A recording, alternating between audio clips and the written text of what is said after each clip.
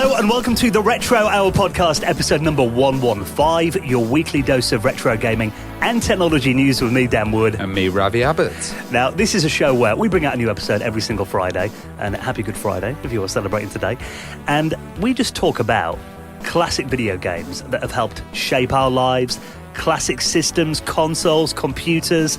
The thing about it is at the moment, they seem to be coming back again.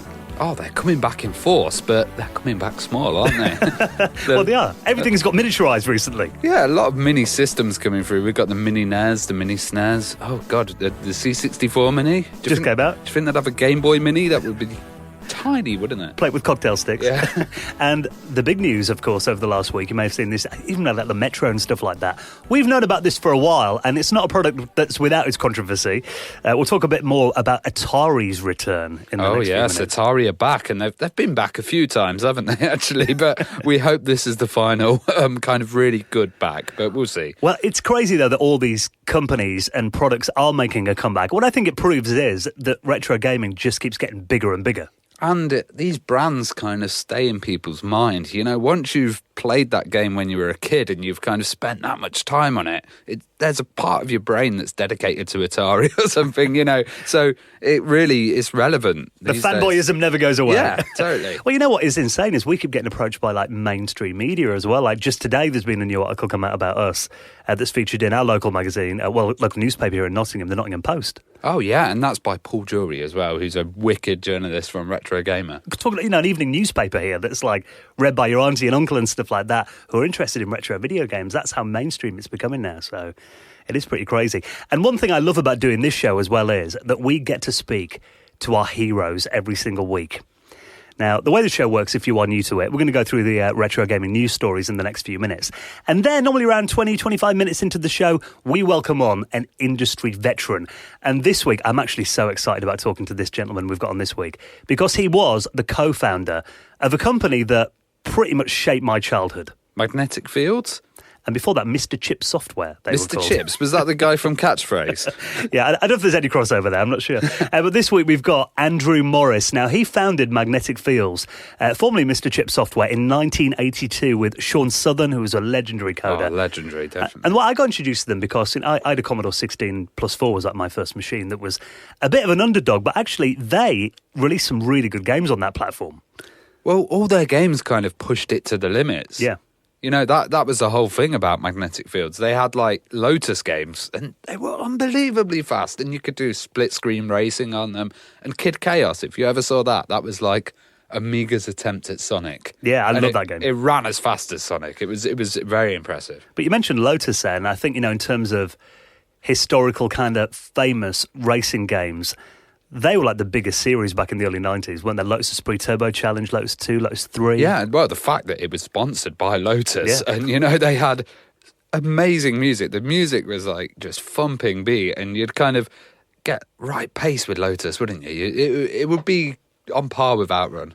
Well, I think, that's one thing we're going to ask Andrew about, because Lotus 2 was much more like an arcade kind of game, wasn't it? The first one had like pit stops and you had to refuel and all that. The second one was like pure arcade action. And like you said, it had that Barry Leach kind of yellow sampling soundtrack that was like, everyone remembers that. So I can't wait to get the story of Magnetic Fields and Mr. Chip Software. We're talking, games like the Lotus series, Supercars as well. That was incredible. Trailblazer, Rally Championship, pretty much from the, earliest 8-bit systems, 1982 to 1999. And then I want to find out what happened to them, because they kind of just faded away and haven't released anything for like 20 years. So Andrew Morris is going to be our special guest on the Retro Hour podcast in around 20 minutes from now. Now, what I do love about the fact that we're recording this show on like a Tuesday evening at 7:30 is the fact that it is technically British summertime now. Yeah, you wouldn't believe it, would you? Even though it's raining, it is light outside finally. So that does mean that summer isn't too far away.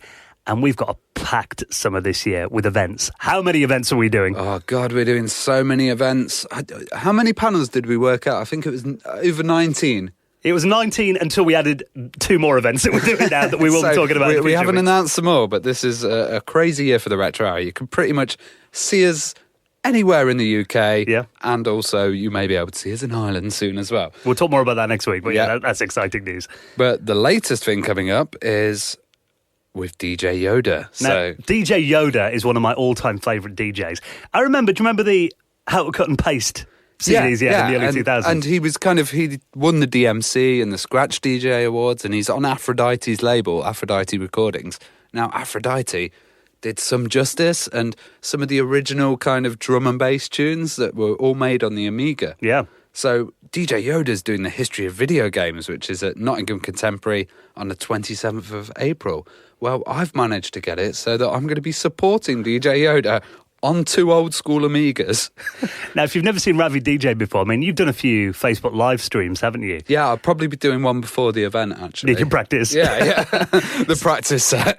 Explain what your setup is then. What do you use? So I use 2 Amigas, and they're using this software which was made by Akira and Hoffman. Yeah. And it's called PT1210. And this basically emulates a kind of record deck on the Amigas. Well, the name technically is 1210, I guess, isn't it? Yeah. So you can use the old Pro Tracker modules in there, like loaded off disk. And it's really good because it's got time stretching, you can change the beat on it, and you can take in and out instruments and loop certain things.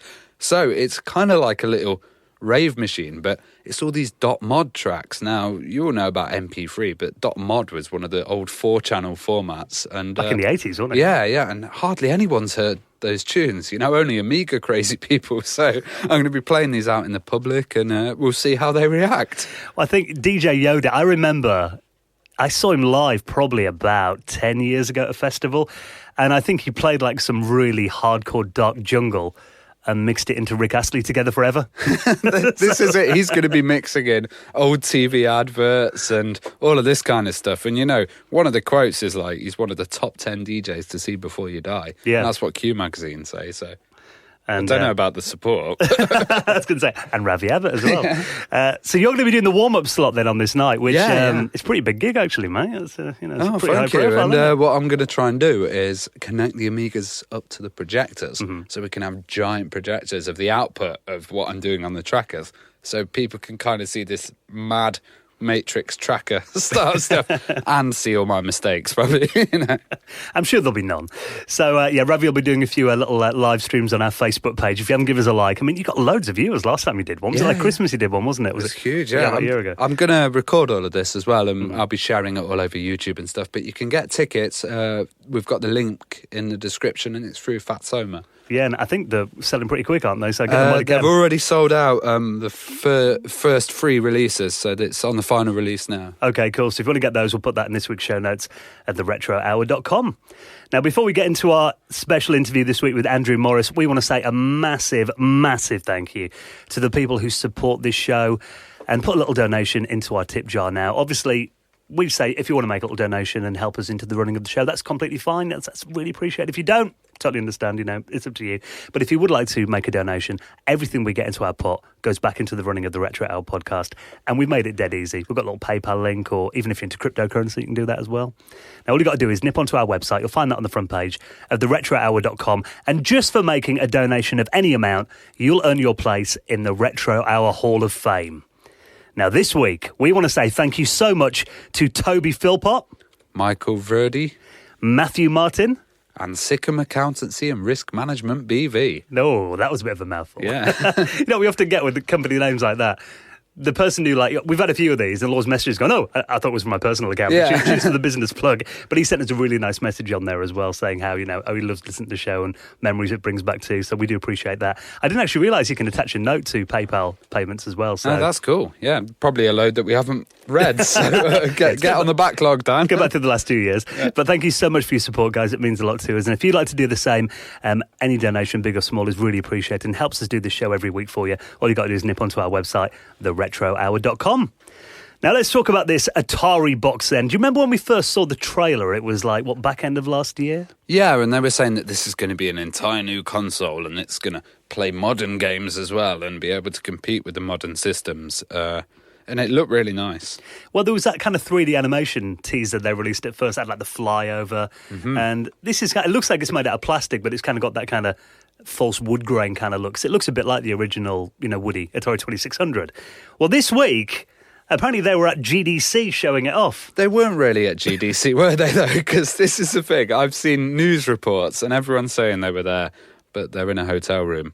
Okay. They've hired a hotel room next to it and they've kind of put up a banner and a few Atari things and a cap and showing their device. Yeah, so you can't really say they're there. They're tagging onto the side of it. They bought tickets for GDC, in other words. But there have been quite a lot of like publications that have picked up. I know, I look at these articles and I get the impression journalists are really trying to think of something to say about it. Totally, because I read one the other day and the best thing someone said was that they could come out with an Atari cap.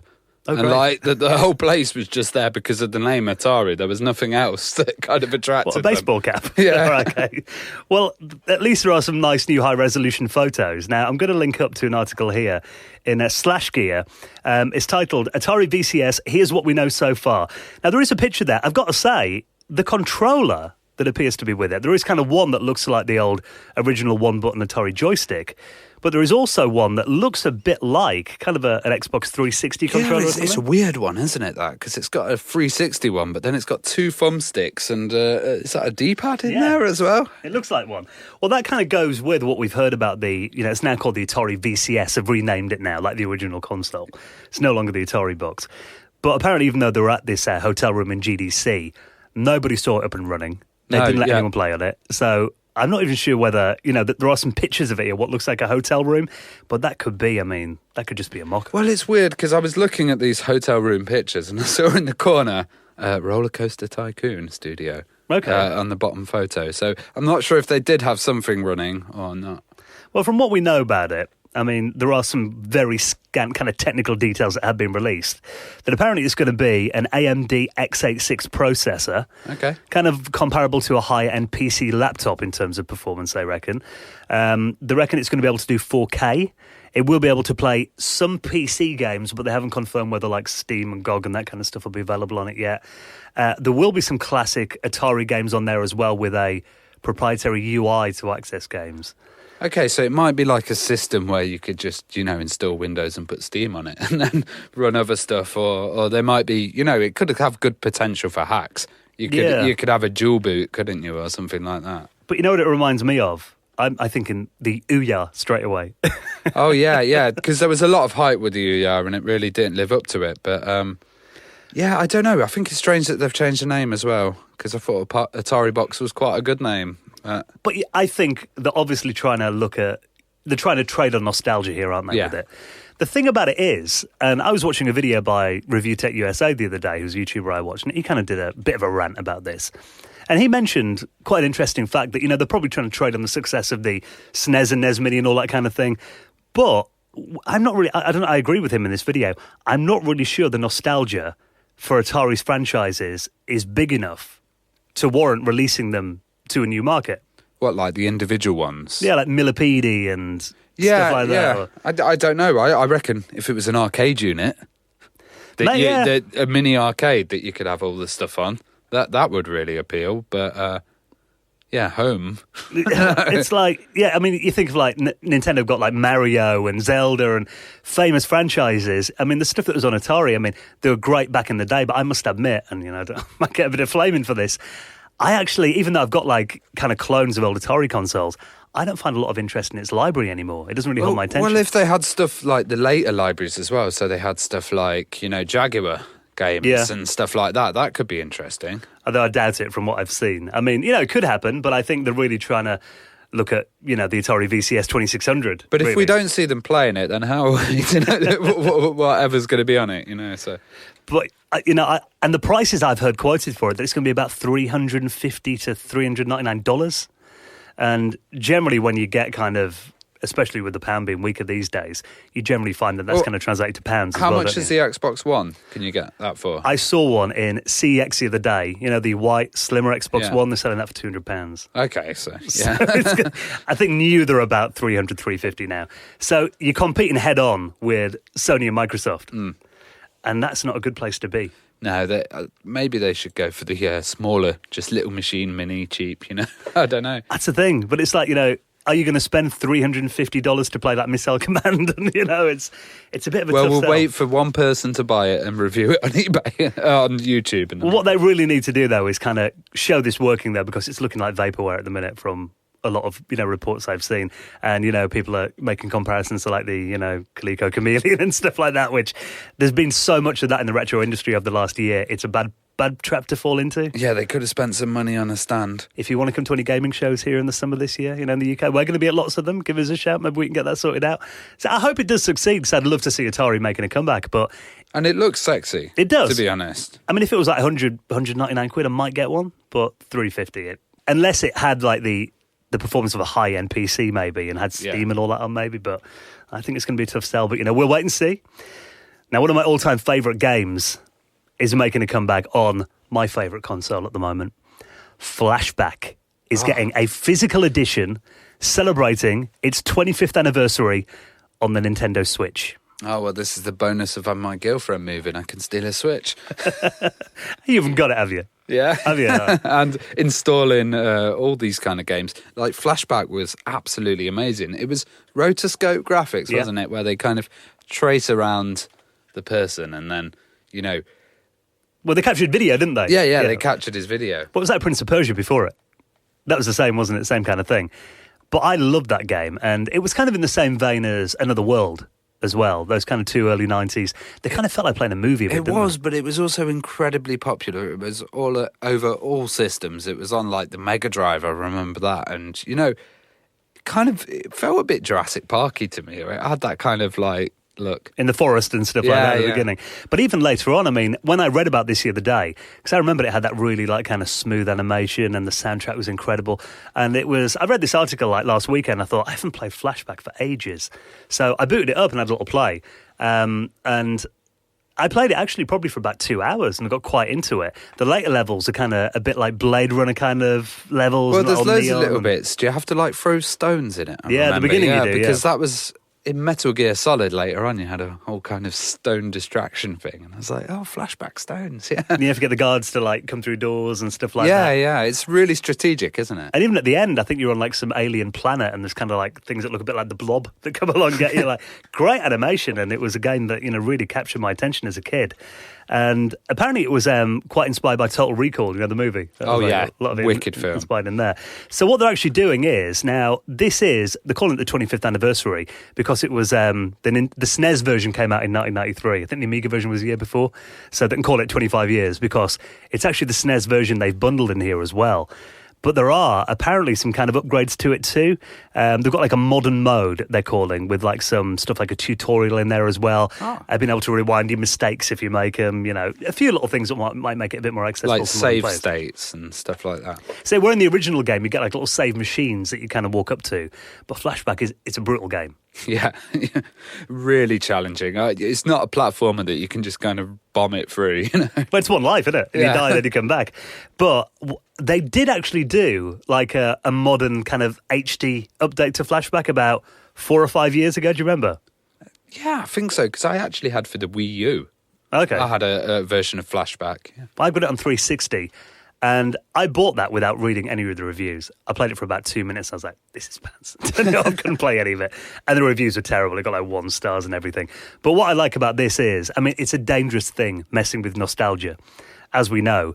But I think the way they're doing this is really good. You can either play the original version as it was on your Switch, or they give you a few modern creature comforts. Yeah, that's what I like. I like 2 modes. Like, in Sonic Generations, you had 2 modes where you could go old school or new school. And it's like, if you really don't like the new school, just stick with the old one. Yeah, it gives you the option. And it means you haven't wrecked the original game. What was that, Monkey Island? They did the SE releases of that, didn't they? And you could either go back to old graphics or play the new one.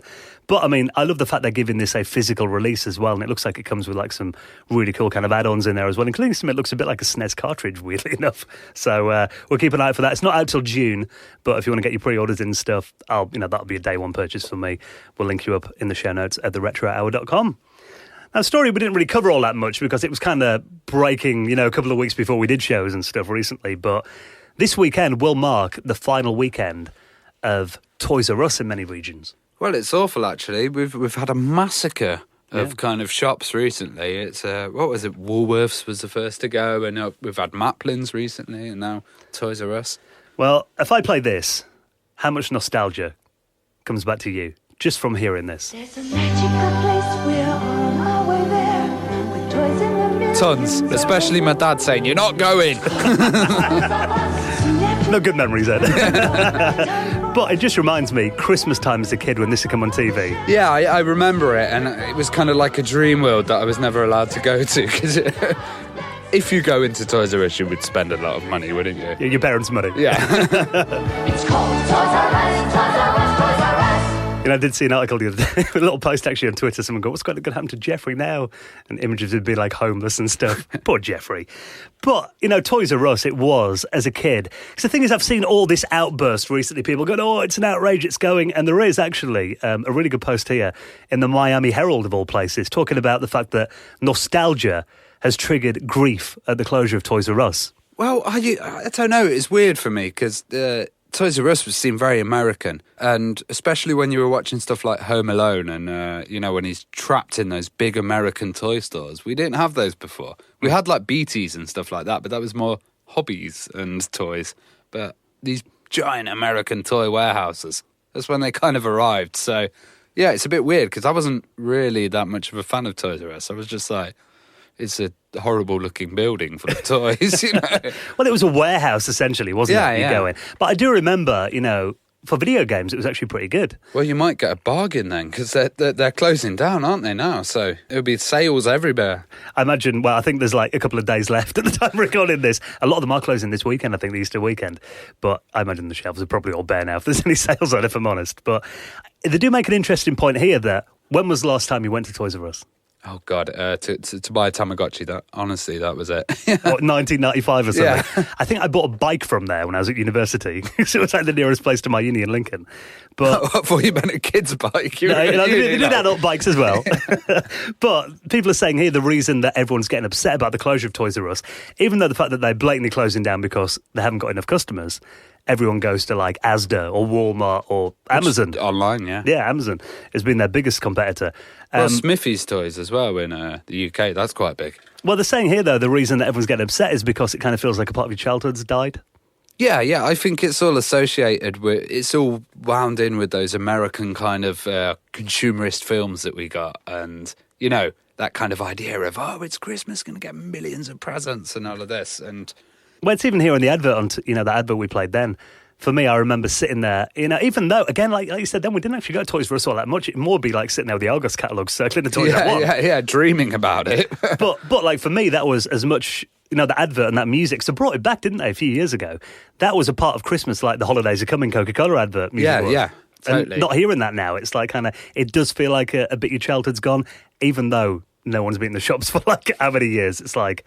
So it's like with it's exactly the same with Maplins as well. Yeah, it was, yeah. People want these things to be on the high street, but they don't necessarily want to use them. They just want it there for when they've got an emergency. Yeah. You don't know what you got till it's gone, I think was the old song, wasn't it? So goodbye, Toys R Us, you will be missed. And of course we did have sad news that Charles Lazarus, who founded Toys R Us, passed away last week. Yeah, I well. saw that. That was all over the news as well, wasn't it? Yeah, a bit sad that, he kind of got to see his company fold as well. But... he was 94 years old, had a good innings, didn't he? Yeah. So, and obviously founded one of the most legendary companies. So thank you, Charles, and thank you, Toys R Us. Well, it's strange, all the kind of toys and connections with video games, Chuck E. Cheese and Nolan Bushnell and all that. Yeah, it's been quite a big crossover, I guess, isn't there? Yeah, Tom Kalinske and He-Man. That might be an episode one time, or a video for you, Ravi, because I know your YouTube channel's back on track again recently. Yeah, I'm doing one a week. Can you believe it? I saw you cleaning a keyboard the other day for about 10 minutes. Yeah, people love those cleaning videos, just getting rid of dirt. It's like something satisfying. Have you ever watched videos of people jet washing cobbles or paving slabs? Who was it? Oh my God, that's so good. Is it like Retro Man Cave used to do quite a few? No, it's not. I'm thinking 8-Bit Guy. He used to do some way to spray stuff with a hose and that, didn't he? Cleaning stuff in his garden. I know what you mean, though. I do like the satisfaction of seeing something like trash to treasure kind of stuff, isn't it? I did mention Retro Man Cave there because he's our guest next week on the podcast. So if you're a fan, definitely hang around for that. Now, before we get into this week's guest, Andrew Morris, one of your all-time favourite games, is also celebrating its 25th anniversary with Flashback, Simon the Sorcerer. Oh, Simon the Sorcerer. Now, Simon the Sorcerer is fantastic. I don't know if J.K. Rowling basically played Simon the Sorcerer before she did Harry Potter, but it's very similar. And it's kind of a boy wizard, really good game that came out for the Amiga, and they had a PC version which later came, which was Simon 2, and then that kind of later got a release on the Amiga. But the best thing for me was it was a massive Red Dwarf fan. Yeah. And it had Chris Barry doing the kind of voice for it. So it's hilarious, having Rimmer as the voice of Simon the Sorcerer. Yeah, there was like a talky release of it, wasn't there? And it was beautiful. The art on it was so well drawn. Adventuresoft did it. And, the colours and the graphics were amazing, but so was the storyline. It was one of these old-style point-and-clicks. It was around the same time as, Broken Sword was at Monkey Island, and Monkey Island 2, I think, was around then, wasn't it? Yeah. But they were incredibly captivating games. Especially then, I think they were just full of charm as well, weren't they? And as a kid, you'd really get your imagination flowing. Yeah, the humour in it was hilarious. I remember there was this whole thing about woodworms and them being racist against balsa wood or oak wood. Yeah, it was great. Well, what is crazy is the fact that, this is 25 years old now. So many of our favourite games are celebrating their anniversaries at the moment, aren't they? So they're getting re-releases. Well, there's going to be a special anniversary edition of Sam and the Sorcerer 1 and 2. So it's both games, Sam and the Sorcerer 1 and 2, coming out on the 3rd of April. They're going to be releasing this on Steam and GOG. And they've kind of done, new, again, like the flashback release, kind of tweaked it a bit so modern audiences can get their head around it a little bit better. So apparently it's going to have, new gameplay controls that they've kind of built from the ground up. Before you had to kind of hunt for pixels and stuff. Apparently it's going to be more hotspot based on the screen. Okay. And they're updating some of the animations and stuff too. They're going to have right-click quick actions in there as well. Easy ways to save your games. There's also going to be a new HD graphics mode that upscales it to 1080p as well. Yeah, because I'm looking at the graphics at the moment, and actually it looks like with the HD stuff, they kind of do this thing where they remove all the pixels, but they just put a blurred smear anti-aliasing. Yeah, and it just doesn't look right to me. Well, you can play with the original music and original graphics good. and all that if you want. So even the original controls, again, it's original speed as well, because my God, Simon walking across the map, that could take a day. You could have a cup of tea, a meal, walk the dog, and he'd be on the other side. We had a lot more patience back then, didn't we? I was the same playing Monkey Island. Do you remember, Monkey Island when you'd walk out the village and you got the map of everywhere? Yeah. You got the different places. On that, clicking that, it'd take him 4 or 5 minutes to walk across it sometimes. If you found the right place, you can double-click it, you'd run. But yeah, it's obviously we had nothing else to do back in the day. But, it is a bit of a tough choice. You can either have the full-on modern version or you can play it like you used to if you've got a spare weekend. Play it old school. But I wonder what's going to come next. So many games are celebrating anniversaries at the moment. So it will be quite interesting. If you guys have got some favourite games you think should make a comeback, maybe we can track down the original creators and suggest it. How about Rise of the Robots, 25th edition? I actually dare a developer to try track down Rise of the Robots source code and re-release that.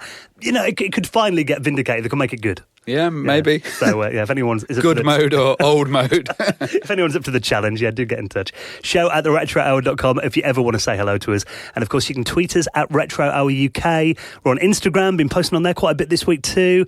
Facebook. Discord as well. We're all over the place. Yeah, and that's growing massively. Loads of people in there all hours of the day, I see. Yeah, I go on it and I look 1 minute and then I'm 42 messages. Oh, my God. I see my phone light up at 3 in the morning sometimes if I haven't put it on Do Not Disturb. Yeah, actually, I left it in the bedroom the other day and it was going mental with Discord at night and my girlfriend was like, turn that phone off. So if you do go on, it might be an idea just to mute notifications for it. It does get quite busy. But we'd love you to join us in there and get all the links on the website, theretrohour.com.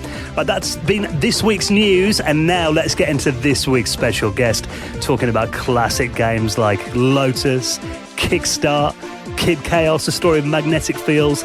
This week's special guest is Andrew Morris. You're listening to the Retro Hour podcast, and let's welcome on this week's very special guest. Thank you for joining us, Andrew Morris. Welcome to the show. Hello, thank you. Now, we're going to get some stories from, classic games that we remember playing, like the Lotus games, Kid Chaos. Kikstart was one of my all-time favourites as well. But it might be quite nice just to get a little bit of background on you, Andrew. Where did you first start with computers and gaming? Do you remember your earliest kind of memory? It was the ZX81, so I'd have been about 10, I think, and someone at school bought one, and then I got one soon after, and basically learnt programming on that and the basics of computing. And then graduated to a Spectrum and a Commodore 64, and then eventually over to the Amiga. Well, what kind of games were you into when you were really young, when you first started? Well, in the very early days, or the ZX81, it was less about games and more about the programming and just playing around with the thing. Probably on the spectrum, it was probably minor. Obviously, the Commodore 64 had a lot of great games, Paradroid and all sorts of stuff in the Commodore 64. So yeah, I used to like racing games and platform games. That they were probably what I enjoyed the most. Well, how did you and Sean Southern meet? Well, I left school wanting to get into computer games, and there was a local company who were called Mr. Chip Software, and Sean worked with them. So on a YTS scheme, I joined Mr. Chip and met Sean there, and then we quickly started working together. I originally started as a programmer, wasn't very good at programming. I didn't particularly enjoy it and preferred the design and graphics element.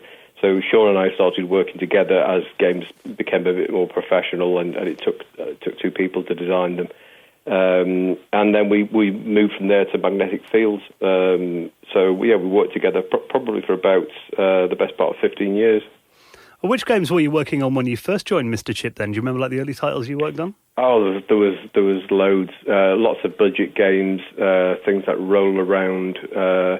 Kikstart 2 was the first full game I had a big design influence on and designed all the graphics for. But I was doing lots of loading screens and character sets and random characters and little bits and pieces that were needed for various games. So it was primarily all the budget games that Mr. Chip were doing there, and there was a lot of them. I remember we catered for the Commodore 16. C16 and the 64, and I think at one time we had the whole top 10 C16 games were Mr. Chip games. So there was a lot happening. We had quite a few programmers, and a lot of them weren't very good at graphics. So I was doing all sorts of things for all of the games that we were putting out at the time.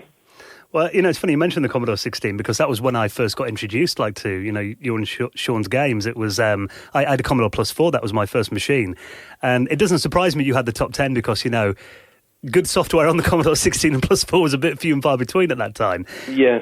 But you guys did some amazing stuff on there. I remember like Bandits at Zero, Trailblazer, I think the first version of that was on the Commodore 16, wasn't it? Let me think. I think we did it on the Commodore 64 first, and then there was a C16 version, and then we did a sequel on the Commodore 64, the Cosmic Causeway.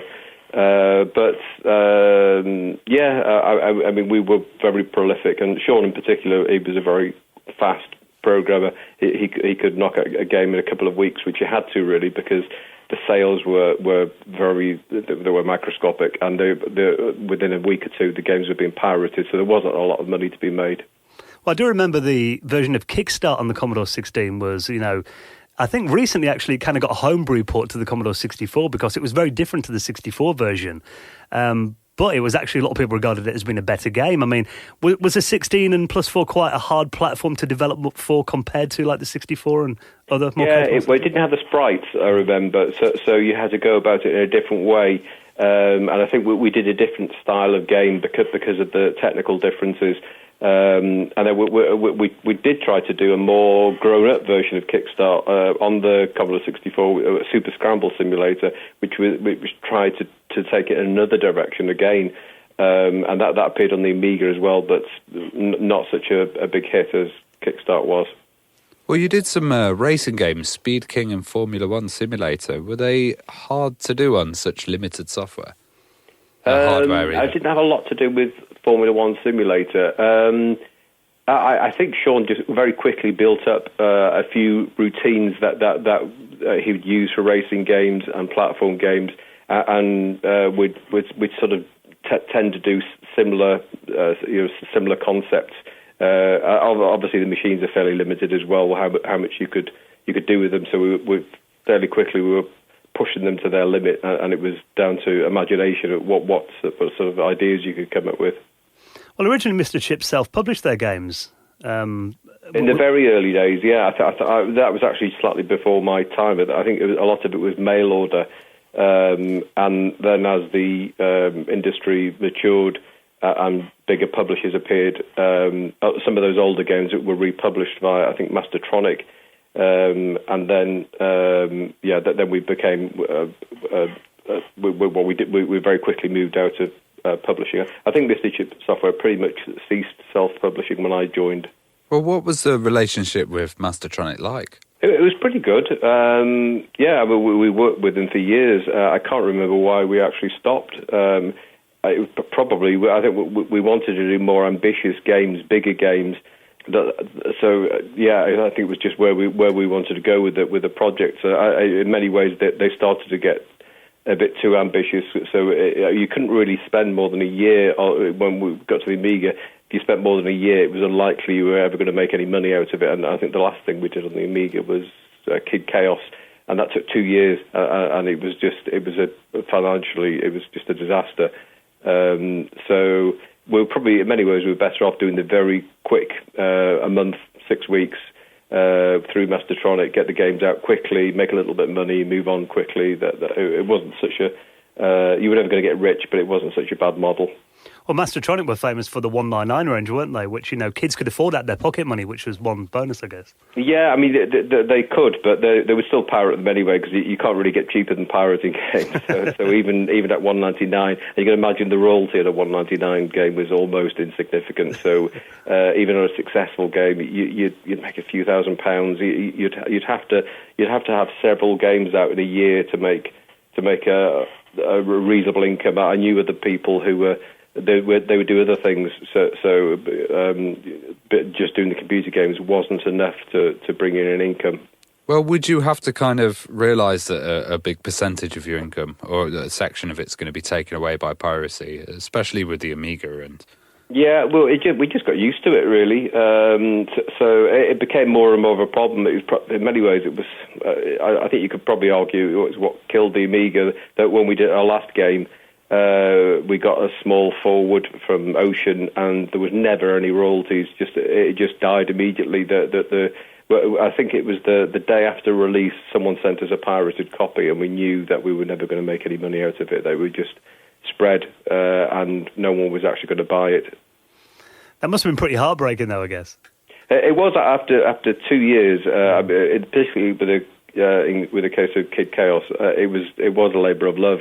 I remember long days and evenings designing it. It was a huge game that took 4 discs, which was massive. I think the most we'd done before that was 2 discs for Lotus 3, and this is 4 discs of work.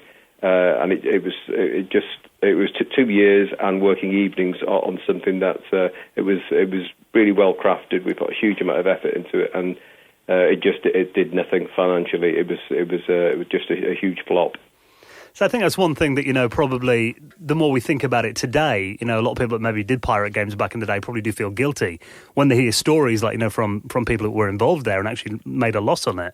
But, you remember like kids coming to school in the day that, they discovered cassette-to-cassette copying was a thing, and it was like, whoa, as a kid, you just, like you said, nothing comes cheaper than doing it yourself in that way, I guess. Yeah, I think part of the problem, also, in some ways, I mean, I knew plenty of people who pirated games, it was difficult not to, but you tended to, I think, when you bought a game, you made more effort to play it and to treat it seriously, whereas when you had an endless supply of free games, sometimes you didn't really play them properly or look at them properly because there was very little value associated with them. Well, you did mention a Super Scramble Simulator before, and that was your last 8-bit game that you released on those systems, like the C64. That's right. And it was quite similar to Kikstart in many ways. Why wasn't that not a Kikstart game? Why was it not part of the series? I think we discussed it, but when I had lots of ideas for Kikstart 2, and a lot of them I realised weren't going to work really with the Kikstart 2 concept. One of the ideas behind Super Scramble, I used to play a game in the arcades called Super Locomotive, which had a top view. It was a way of having a kind of 3D in that you could see the side view and the top view together to give an extra dimension to the way the game played. And I thought that would work well with a bike game. So that's sort of where the idea came from. It was loosely based on the Super Locomotive arcade game. And there was lots of extra ideas I had for obstacles that I thought would work better with bigger graphics, and it was meant to be more of an accurate simulation and less of an arcade game. But the Commodore 64 version was okay, and the Amiga version was just pretty much a disaster. The programmer on that one became incredibly good at playing it, so set the difficulty levels ridiculously high, and no one could play it. So it went out, and it was a disaster. Well, what was the transition to 16-bit like then after the 8-bit machines kind of faded away? I'd made a partial transition in that I was as soon as we got an Amiga, which is probably a couple of years before we started producing games, I was already working on graphics and just playing around with it. So I got quite used to it, and I really wanted to design games on it. I think the first thing we did was I think it was a version of a 8-bit game, Roll Around. I think that's right. It was called Wrangler on the Amiga and the ST, and that was a transitional game where we upgraded it. And then I think the first proper game we did, I think, was Supercars. I think, and yeah, it was great. I mean, once we moved to that, it was I didn't really want to go back to working on a 8-bit anymore. What graphics tools were you using at the time? On the Amiga, it was D-Paint. On the Commodore 64, it was the Koala Pad. Yeah, I mean, people probably couldn't have done their jobs without those bits of software back then, I guess. No, they were fantastic, and it was very much you were designing with pixels. So when we eventually moved to things like Photoshop much later, it was a very different way of designing graphics. It was less about worrying about individual pixels, which particularly on the 8-bit was you designed in pixels and thought in pixels. And there was less of that on the Amiga, and then by the time we got to Photoshop, you just didn't view it like that. It was more like manipulating images and not worrying about pixels. There was a huge transition there from 8-bits through all the way over to Photoshop with the Amiga sort of in the middle. Well, Supercars was a really great top-down racer. What was the kind of story of these games, and how did they come about?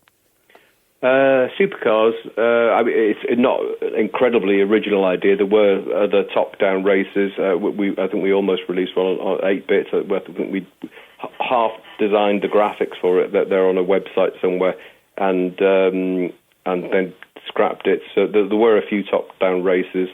With that one, I had the idea of rather than just having the racing aspect, I wanted a bit more strategy.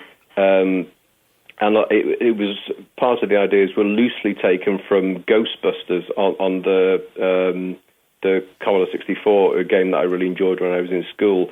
But I liked the way you could pick up little extra things, and so that's where the idea of weaponizing your car and adding different things to the car. So it became a little bit more of a trading game, expanded into a trading game, particularly as when we moved on to Supercars 2, we went even more in that direction. From my memory, it seemed to have a car in there that looked a bit like a Alfa Romeo SZ. Were they kind of based on like real car models, or were they? That could be the case, yeah. And some people say what was another one that there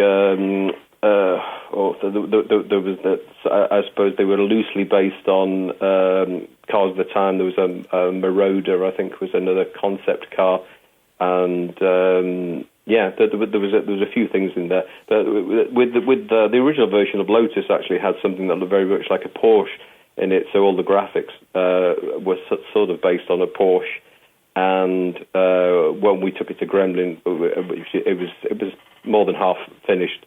That they had the Lotus license, so the car that looked very much like a Porsche and all the front end screens, they went and they were replaced with Lotuses. Well, how did you team up with Gremlin then, and what was it like to work with them? Let me see. I think the first game we did with them was Trailblazer. That was not long after I joined Mr. Chip. And then they put out Supercars. I think we went to them because we wanted to move into full-price games, and they were our best full-price publisher contact. So we automatically went to them with Supercars. I think Wrangler before Supercars was put out on a budget label. I forget which one now. But we definitely wanted to move into more ambitious, more quality games, bigger games that would take more time to produce. Yes, with Supercars, we took it to Gremlin, and that was the start of quite a long-lasting relationship. I think it was quite a few years we worked with Gremlin. Well, there was often cameos in your games, like in Supercars 2, you had Nancy Allen from RoboCop. Were there any Easter eggs or cameos that you remember? There was loads. We loved doing that. There was always hidden. I forget how many we had. That there was endless little. I think all the Lotus games had a hidden game. It was Pod, a new version of an 8-bit game we did. We did a 16-bit version of Pod, and included that. I think that was in the first or second Lotus. I think Duck Shoot, a Big 20 game that we did, that was in one of the Lotus games, I think. There was hidden things in Supercars 1 and 2. I think you clicked on the sky, I think, in the first Supercars, it told you about global warming. There was just all sorts of strange little things in there, cheats. We carried on that through with right through to the rally games. There was hidden cars in the rally games. Kid Chaos had you could play all the little end of level games as individual games in their own right. There was all sorts of cheats in there. Probably too many things for me to remember. As a kid, though, it was amazing discovering those, or you'd read about them in like a friend's magazine, and you couldn't wait to get home and try it out. Yeah, well, it became something. We started doing it. We always enjoyed doing it, and we did it more and more because there was a certain schedule of you'd get your previews, maybe then a full preview, then the review, and it was a way of keeping the game in the magazines. So you'd do maps, and then you might do secret codes, and you just kept the game in the magazine by having all these extra things, and it was just fun because I used to enjoy it myself when I find hidden messages or hidden games. So it was definitely something we enjoyed doing.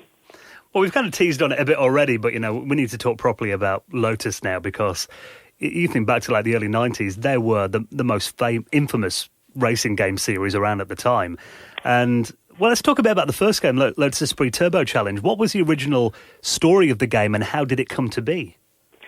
Well, I loved racing games. I played racing games in the arcade a lot. Again, it's not a massively original concept. That people have done that plenty of times before, and I'd enjoyed Pit Stop 2 on the Commodore 64 and played things Outrun or all the usual arcade games. So I wanted to do that type of game. And I had some ideas about how it would work and how it would play. And after Supercars, Sean wanted to do an arcade game, which I think I still have the graphics for somewhere. So I put the Lotus idea on the back burner, and then we worked on the shoot 'em up game. After about a month, it just didn't seem to feel right. It just didn't click. It wasn't going anywhere. So we went back to the Lotus idea, and Sean said if he could come up with a fast road routine that would run at on I think it was 50 frames, so it would be very smooth, very fast. If he could write a routine that did that, which would be the basis of the game, then we would do it. So he went away for the weekend and then came back, and he had this moving road. It was just a road that turned left, right, up, down. And that would then form the basis of the game. So we moved ahead with that. Then I think we spent about 9 months, I think it was, on the first one, and I think Gremlin got involved about halfway through. We took it to them when we had something playable with some graphics in there, and they loved it immediately. Told us that they just acquired a Lotus license, but were looking for something to do with it. Asked me if I'd change all the graphics, and yeah, that's sort of how it was born. Well, how did they get the Lotus licensing? 'Cause that was quite a big score. It was. I suppose it was quite ahead of the time to do that. Then I'm not sure what was involved or how they got it, but they had it already when we took what became Lotus. When we took it to them, they already had the license. I remember having the meeting with them and them liking the game, and then telling us about the license and. As I said, I put something that looked like a Porsche that wasn't really a Porsche because it wasn't official. But it was nice to have an official license we could use. It added a lot of prestige. Probably the only downside to it now is that the license has expired, so we get a lot of calls to put the game out again. And obviously, we can't do it without Lotus's permission. So that's one of the downsides of having that license. But it was a fantastic thing at the time. It was really exciting to be working with Lotus, and we went to the factory and got involved with them quite heavily on the launches, and got to drive a Lotus, which at that age was really exciting. So yeah, it was a huge thing for me. Well, did you get any extra peaks or anything, like a free car? Unfortunately not. I think one of the directors at Gremlin thought about getting a Lotus and LAN, and they offered a small discount, which she didn't bother with. So yeah, there was nothing. I think we got. In fact, they were actually quite tough with. We got very little. I had to go to a dealership in Liverpool to take photos. I think they sent us a brochure that had very few photos in. This is before the professionalism that you'd get now with something like Gran Turismo, where it's a completely different scenario. I don't think they really knew what they were doing with us or what we would produce. So a lot of the research I ended up buying back copies of Autocar and Car Magazine because there was no internet to do research. So I was desperate to find measurements and specs and details, and Lotus they were a bit vague. So it was a learning experience. It was the start of what became common licensing. It was the start of that. So no one really knew what they were doing. But I know that when they saw the original game and saw the sales, I think they started to realise what it was and what it could do for them. But probably much like Aston Martin with James Bond, going back to those days, no one really knows what's going to happen until after you've done it. Well, I heard they even had an Amiga set up in their HQ, so like visitors could come in and play. Yeah, I'm pretty sure they did. There was all sorts of things happening at the time. It was like I say, it was a learning curve for everyone. For them, they've obviously licensed endlessly since then. They've got their cars in PlayStation and Xbox games. So, it was a big thing at the time. Well, the second game, Lotus 2, is often regarded as like the peak of the series. Did you intend that one to be more of an arcade-style gameplay than the original? We didn't want to just recycle the same game, exactly the same playing experience. We wanted a different style of play. So it was more like an outrun type game, just to completely differentiate it from having fuel stops with pit stops. And people were divided. I think people tend to like that one because on the one player you've got the full screen as well. So I think possibly people preferred that. And then with the third one, it was sort of a combination of both of the games. So it was Lotus 1 and Lotus 2 with a editor bolted on for creating your own tracks. So we always try to add something new, something different that they hadn't seen before, or some extra value. So there was a reason to buy the next version. Well, Barry Leach had some fantastic music with it, a really pumping kind of soundtrack. And I remember he borrowed a sample from Yellows. Oh, yeah. What was he like to work with? Everyone was great at Gremlin, I think I didn't have that much involvement on Lotus 2 with the music. It was more would give them a rough idea. There wasn't a very specific specification to what we wanted. We didn't particularly tell them. It was just more what they came up. They have a look at the game and come up with something. But with Lotus 3, I wanted a very specific intro on that. So I worked with a musician more closely on the third one, particularly for the introduction, and also with some of the in between screens. I wanted it to be a bit more tailored. I remember a friend of mine at school, he had his dad had an Amstrad PC, and for some reason he thought it was better than an Amiga 500, and he had the PC speaker, the beepy thing inside. And I remember he came around my house, he heard that introduction music to Lotus 2, and his parents got him an Amiga the week after, so... Yeah, the Amiga was unbeatable. Like the Commodore 64 at the time, that was pretty much the best thing at the time, and the Amiga as well. The ST... We used to do ST versions, but we really didn't care about them. They were an afterthought because it was a much lesser machine. Well, I remember Lotus 2 had sample speech in there as well. you'd have checkpoints and like yeehaws when you went Yeah, on. that was me. Oh, really? That was me. I think I tried all sorts of different accents and versions of that, and I think it was a slightly American accent. I'm not sure where we got the idea for doing the speech, but it was something that we tried. I don't think we did it on the third one. It was just the second one. Well, a really cool element that Lotus 2 had was the Null modem cable, where you could basically link up two machines and kind of race on them together. Yeah, again, ahead of its time, and what's become very commonplace. And we did try it in the offices, and it was a fantastic experience. And we heard about people doing it, taking computers round to their friend's house, and we did hear quite a few people did it, because at first we thought, who's going to bother with this? It's no one's going to do it. But it was a lot of fun if you made the effort. Well, some competitors came around, like Jaguar XJ220. Did you kind of see these as rip-offs of Lotus?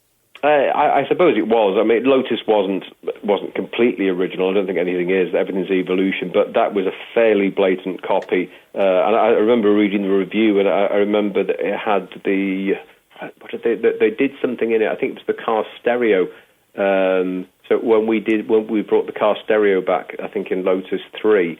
And when that was reviewed, they said we'd ripped it off from Jaguar, whereas we actually had it in the first Lotus game, and they copied it from that. And for some reason, we left it out of the second one for probably memory reasons, and brought it back with a third one. And I remember reading a review of Jaguar saying, "No, we'd copied them," which was annoying, because clearly everything from the concept of the game to things like the fog and the nighttime driving, which are really quite groundbreaking ideas at the time. They were things that I tried out, and I had ideas for how to do fog, and got. I remember Sean animating them and seeing those ideas work when we put them together. All those ideas have been copied on Jaguar. It was such a groundbreaking game, that second one, in terms of those kind of concepts. I mean, we did with Lotus 3. That was a final game in the series. I mean, technically it was more advanced, but I mean, what did you kind of want to do with that third title then? What was the thinking of it? Well, we had lots of mixed opinions about which of the first two games was the best, so we thought we will have both games in one game, so you've got two different styles of play. And people had always said that they'd like to design tracks, and we did start doing a track editor where you would put together corners, and it started to progress in that way, that you'd have a 70-degree curve, then a straight for this long, and then a 90-degree turn left, and it very quickly, to me, it looked very, very boring. And I said, why don't we have an idea where we just describe the type of track you want with lots of sliders? So Sean had to think about that and came up with a way of that working. And in the end, it was meant to be another way of designing courses. In the end, we did away with the conventional design and just had the system that I think Gremlin came up with the idea of REX, which is Racing Engineering Construction something or other, and that was the designer. So that added another aspect to the game. It was also very ambitious. The downside of that is it slowed down. It didn't run as fast as the first game did. But and we had the futuristic level with lasers, and it was sort of pulling out all the stops, trying to think of everything we possibly could at the time. I think after that, I think we felt like we'd used up all the ideas, and we pushed the technology as far as we could. The third game didn't get as good a reception as the first two. Why do you think this was? It didn't have the originality. We were recycling ideas, but people did just want more of the same. But it never had the impact because we were essentially covering the same ground in many ways, and there were fewer places to go with the ideas and what you could do, because Lotus 2 did introduce quite a lot of new ideas, like the fog of the nighttime, the weather, etc. And there was just a limit to how much you could do, how many ideas you could technically do, and I think we were just running out of ideas, and the machine was running out of power, and it was starting to run slowly, and it was worth one more version. It was still a big success, but it sold very well. I don't think it sold quite as well as the second one. I think at the time the second one was Gremlin's most successful game. In fact, I think possibly Lotus was at the time, but I definitely remember Lotus 2 at the time. It was hugely successful for them. It was their biggest seller ever. We jumping ahead a bit when we did the first of the rally games for Europress. Again, that was their biggest seller ever. I think when it was launched, it outsold every other product that they released that year.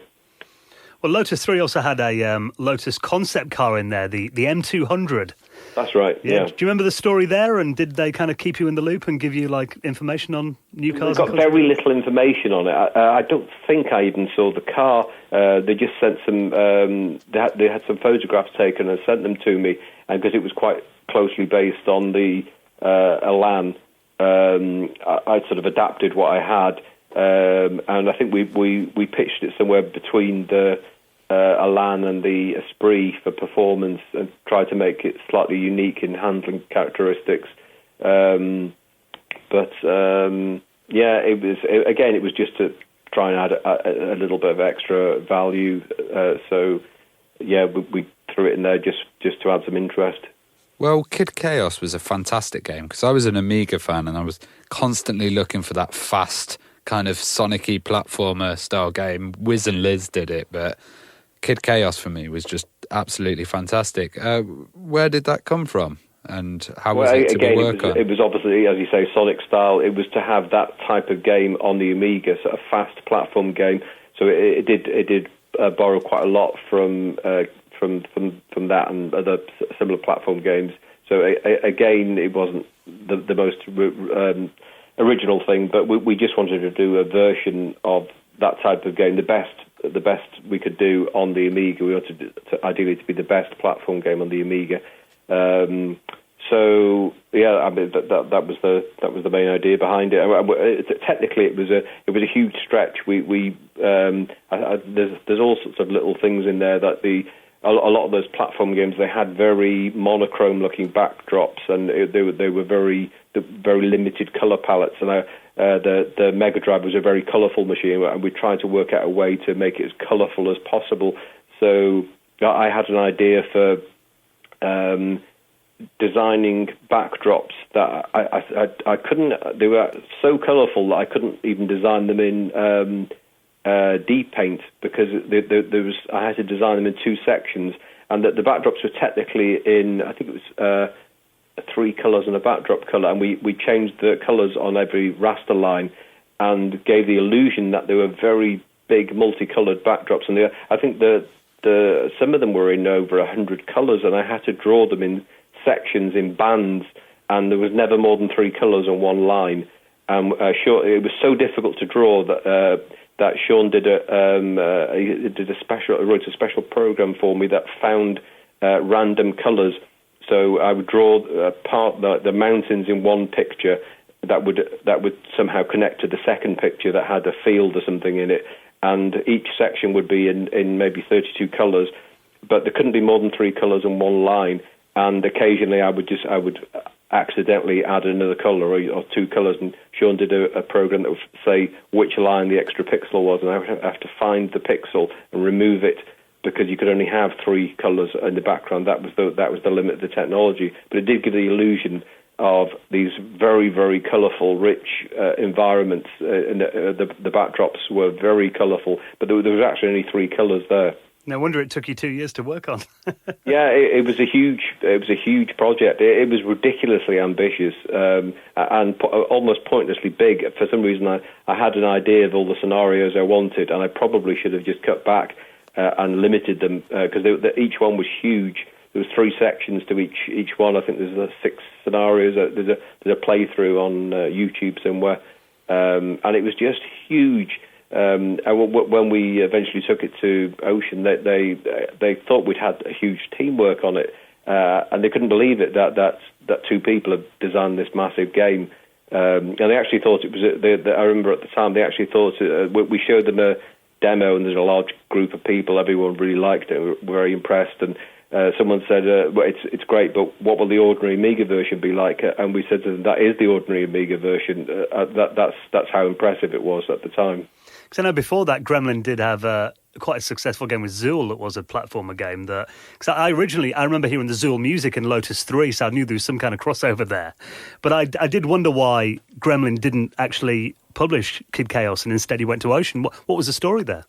Well, I think when we started Kid Chaos, they didn't have Zool, and we did expect to put it out with them. And I think we'd shown them demos, and then they came up with Zool around about the same time, and they decided that they were going to have one platform game. They were very different games, but they decided that they were just going to push one platform game. So we started talking to other people, and Ocean really liked it and offered a reasonable deal with an upfront that we were reasonably happy with, and we obviously expected to get royalties, but that, as I say, that never happened because of the piracy. And but yeah, it was mainly it didn't go out with Gremlin purely because of Zool. Were there changes made to it because it was considered too violent?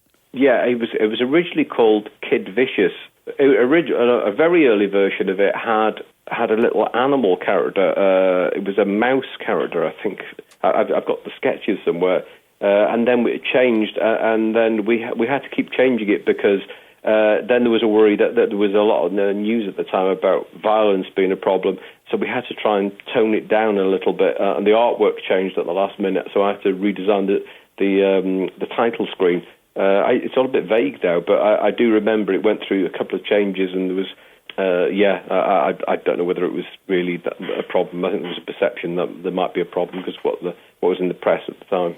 Yeah, because I think then, like 93, 94, that was when Mortal Kombat was getting coverage, and it was the age ratings came in and everything, wasn't it? Yeah, I mean, it was nothing like as violent as that. I mean, you attacked flowers with a big stick. And, it was, it was relatively harmless stuff. So did the demise of the Amiga affect you guys much and Magnetic Fields? It was sad to see it go and realise that we weren't going to be doing anything with it anymore. And I was a bit unsure about the PC at the time because it was only just starting to become a reasonable games machine. The first rally game we did on it was...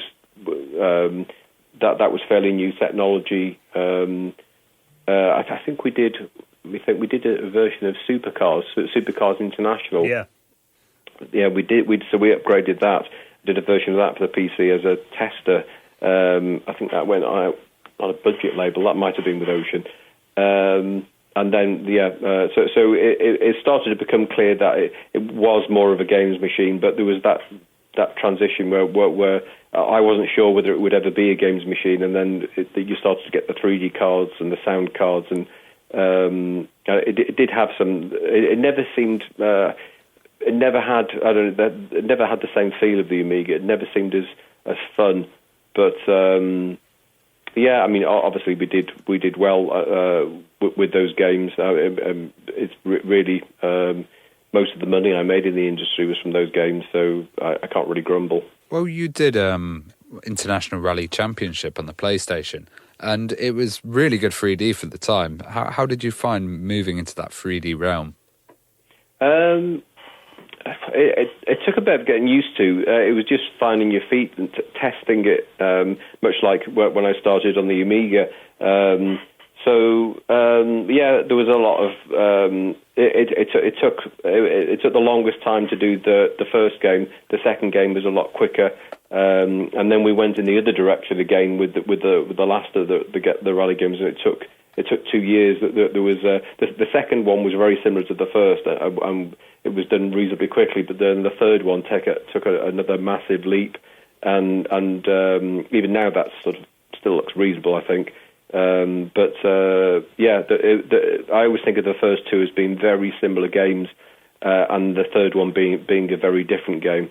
Those graphics on the first one, I mean, comparing it to even something like Ridge Racer, it looked, like streets ahead. Yeah, there was all sorts of tricks we used. Again, we'd always look for tricks like we did with Kid Chaos.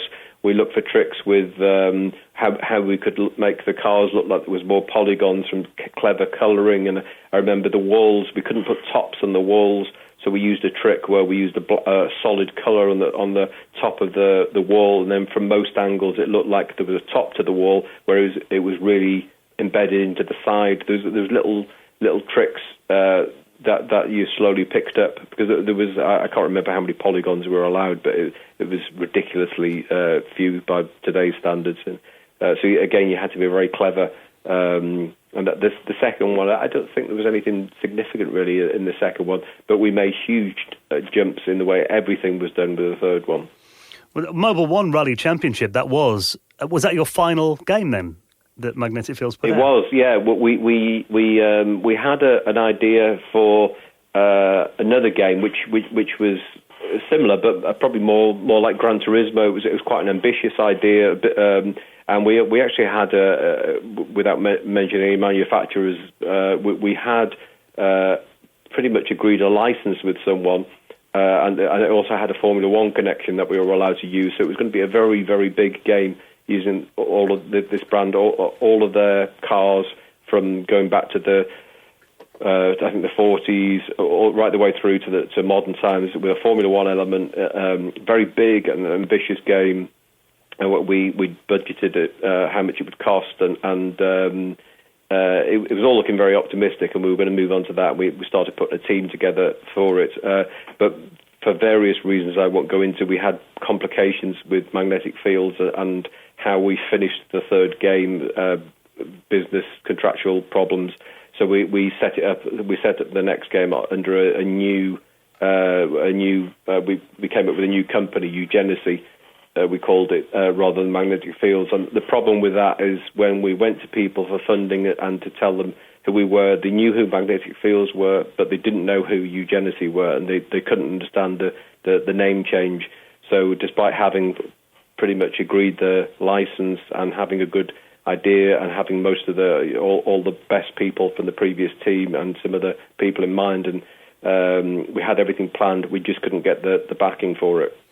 Yeah, that did seem a big shame, because, you guys seemed to be on top form when, the mid to late 90s came around with those titles, and then it just kind of seemed like it all suddenly ended. I mean, did Magnetic Fields officially end, or...?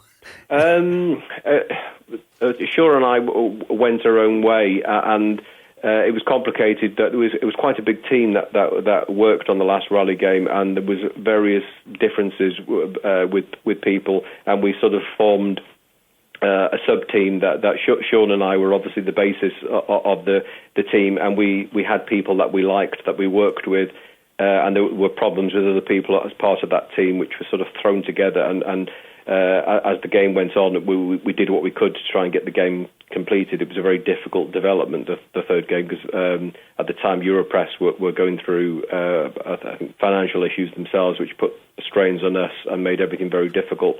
So when we got to the end of it, there was problems within our team.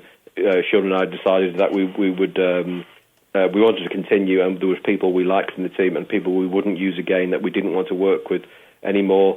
But there was contractual issues with the name and various legal problems that remained from doing the last game. So we just did a clean slate and started again. But because we didn't have the name, we'd built up quite a strong brand with magnetic fields. Everyone knew magnetic fields. It was why when we did the first rally game, I remember the producer, when we agreed to do it, he was saying he couldn't believe he had the team who did Lotus to do the game, and he was sure it would be great. But we didn't have that when we went on to another project. We were sort of saying we are magnetic fields, but we changed our name, and it made no sense to people. I think there was suspicion, and it just fell apart. But we didn't have the name, so that was probably the single most significant reason why we didn't do another game. We couldn't get anyone to back us with a different name. Well, is it true you kind of let your fans distribute old games as long as they're not making any profit? Nothing official, and we do look at possibly re-releasing games. We've a couple of times we've sold licenses. I think Kikstart was the only one that really people have talked about putting them out. We have sold some licenses, and then nothing's happened with them. I think Kikstart was the only one on the iPhone where someone did put that out, and I've seen Lotus running on the iPhone, but there's the obvious licensing problems with Lotus. But as long as they're not making a profit, we generally don't bother too much because it's particularly with the much older games. So there's some really obscure things that I worked on, like Exadium on the C16, that you can play online, and it's quite nice to see those games live on, and it's unlikely they'll ever be commercially viable in any way. So as long as no one is making money out of them, we tend to look the other way. But it's possible. But we are approached from time to time about official versions and official licenses and packages people want to do for whether it's the iPhone or other platforms. So that could happen. Oh, do you have any other plans to upgrade any of the classics, like maybe Kid Chaos HD or something? Lotus HD would be good. I do think about it quite often. I even think about bizarre ideas for Commodore 64 games. I have a lot of ideas now. I'm not really in the industry now, and I still think about it a lot. That's my mind still works in the same way, where I'm thinking ideas and concepts and what you could do on the Commodore 64, and how that very restrictive colour palette and technical spec, how that led to certain sorts of games and what you could do there. So I don't have the time, but I'd possibly be interested in overseeing something or doing versions of our games. And as I say, we are approached. It could still happen. Possibly Supercars is the most likely. There may be an update for that. I did see a 3D version of Supercars on Second Life. I saw videos of it on YouTube. So clearly there is a fan base there that wants to see these games develop in some ways. So we did think about doing official versions and upgrades, and it's time issues and whether or not there's a market there for it. In terms of timing, I mean, look, the Commodore 64 Mini's just come out as well, hasn't it? So there is quite a resurgence of interest in that market. Yeah, it's nice to see it live on, because it's a really important part of computer game history, particularly what Britain's contribution to it in the Commodore 64 and the games that went out then, and the Amiga. That it's a really important part of computer games history. So I'm glad it lives on and people are still interested in playing those games. It's nice to still be involved, and who knows what might happen. Well, are you and Sean still in touch, and what are you up to these days? Yeah, we're still in touch. Sean still works in computers. I now run a property business, which is something I got into when I was still designing computer games. So I'm into a completely different business now. Much more sensible business. Well, that's debatable. Well, Andrew, listen, we just want to say thank you so much for coming on and sharing the inside story about some of our all-time favourite games. It's been fascinating talking to you. So thanks for being our guest this week. No problem. You're very welcome.